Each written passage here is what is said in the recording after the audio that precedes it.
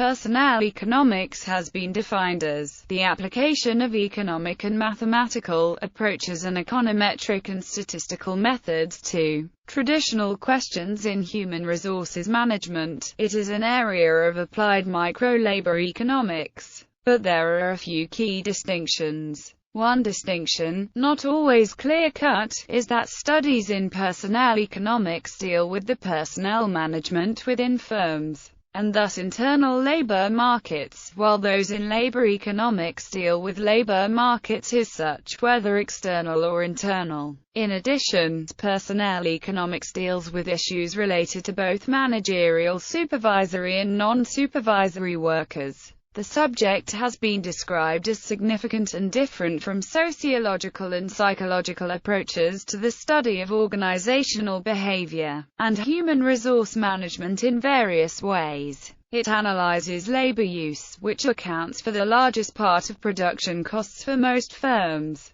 by formulation of relatively simple but generalizable and testable relationships. It also situates analysis in the context of market equilibrium, rational maximizing behavior, and economic efficiency, which may be used for prescriptive purposes as to improving performance of the firm. For example, an alternate compensation package that provided a risk-free benefit might elicit more work effort, consistent with psychologically oriented prospect theory. But a personnel economics analysis in its efficiency aspect would evaluate the packages to cost-benefit analysis, rather than work-effort benefits alone. Personnel economics has its own Journal of Economic Literature classification code, GEL, M5, but overlaps with such labor economics subcategories as GEL, J2, J3, J4, and J5. Subjects treated include firm employment decisions and promotions, including hiring, firing, turnover of part-time and temporary workers,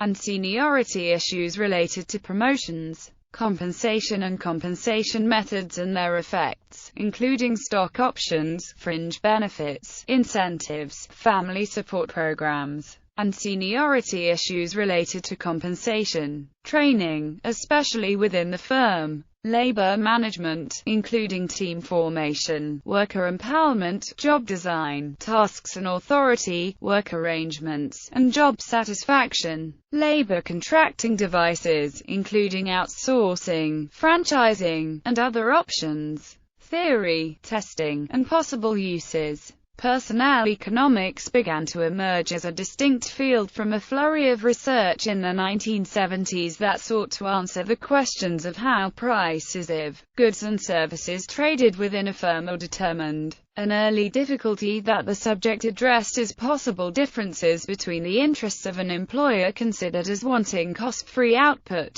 and employees as wanting cost-free income. The relationship is represented at a general level in the principal-agent problem, whose solution is the firm modeled as a set of contracts for efficiently allocating risk and monitoring the performance of the production team and its members. Many questions about wage determination and the relationship between wages and productivity in a firm or government enterprise were raised as a result. The subject was developed in addressing those questions, including examination of pay structure and promotions within hierarchical organizations. Major theories of the subject developed in the late 1970s and 1980s from the research of Bengt Holmstrom, Edward Lazier, and Sherwin Rosen, to name but a few. Research threads included analysis of compensation according to piece rate, that is, contributions to output, both when output is easily measured or when only the worker knows the difficulty of the job and his own contribution. Efficiency improving contracts as constrained by noise in production contributions, moral hazard, and distribution of risk aversion. Compensation based on principles of tournament theory is a possibly more efficient substitute for piece rate compensation. From the later 1980s, researchers began to forge closer links with experimental economics, including generation of data to test the theories in the field. Other empirical studies conducted then utilized data from sports